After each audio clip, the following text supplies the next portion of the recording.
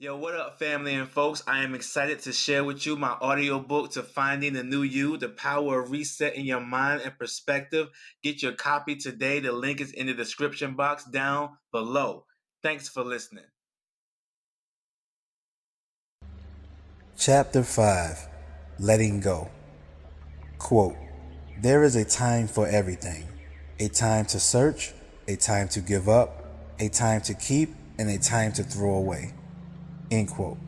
Ecclesiastes chapter 3 verses 1 through 6. You've probably heard the saying, let go and let God. It is a lot easier said than done, isn't it? Learning to let go is one of the hardest skills to develop because it involves so many emotions.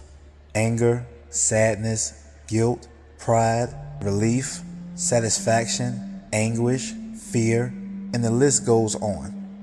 But it is also one of the most valuable and important things to learn if you really want to reset your mind and attack life with a new outlook of positivity and purpose. Your past does not define you, but what you carry from your past does. And the unfortunate truth is that many of us carry our past experiences and we allow them to color and guide our future behaviors and judgments.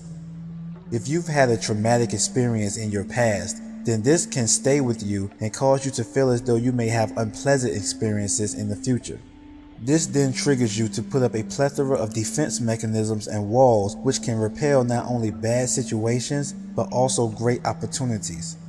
We often find ourselves not giving fully to potentially wonderful relationships because of bad relationships we've had in the past. And likewise, old experiences with parents and school friends that shape the way we see ourselves. If you are to move on with a positive mindset and lifestyle, you need to clear the emotional baggage first.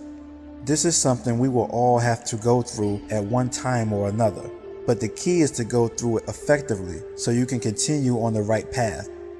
Burying and ignoring your emotions are destructive, so it is important to learn to embrace them and then move on so that you can keep progressing in life. Wallowing in your feelings is not a constructive response to any situation and can ultimately result in you failing to build new friendships, relationships, and opportunities and to move on with your life. Here we will look at some ways to help you grow and overcome emotions that potentially might be crippling you and preventing you from moving forward. Look at what's around you. Letting go of people and relationships is much different from letting go of projects and ideas because the emotional connection is much deeper. Even though if you let go of something you feel is important to you, it will cut deep no matter what it is. However, it is not going to help you at all to spend time weltering in your disappointment. Doing that narrows your view and prevents you from being able to see all of the resources around you that can help you with your healing, like the friend or partner that's always there for you, or the job promotion that can help with your quality of life, or the extra time you've acquired to work on your health, or the books you have that you can finally start reading. To speak from a spiritual sense, God has a funny way of restoring our lives by replacing things that we think are irreplaceable with new moments, circumstances, and perspectives. Letting go allows you to recognize the value that you've had around you the entire time and may not have noticed.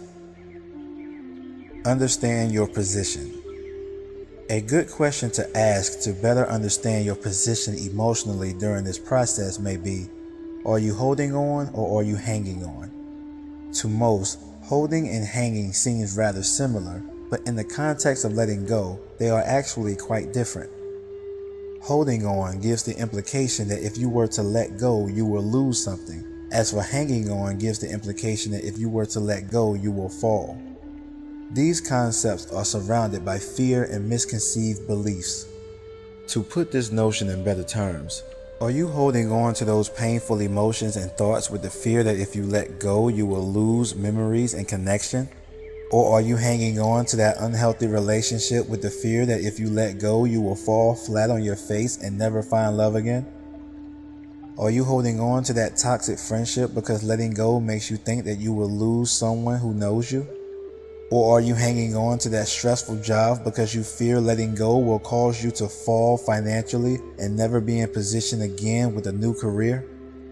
Whether you are holding on tight or hanging on by a thread, understanding which one you are associated with, along with the fivefold why method we discussed earlier, can give you better clarity on what you are feeling, why you are feeling it, and how to identify the steps you need to take to move on. Perhaps the idea of thinking that letting go doesn't improve your life is something you need to unlearn and relearn. The shower.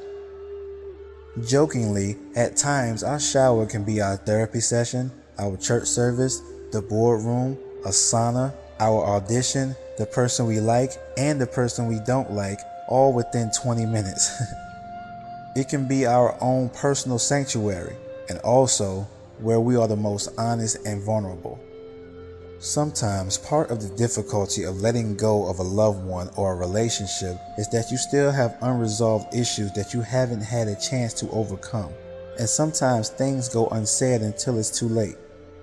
To help you move on, it can be useful to get these issues off of your chest by talking in the shower and imagining your emotions and tears being washed away by the water and sent down the drain.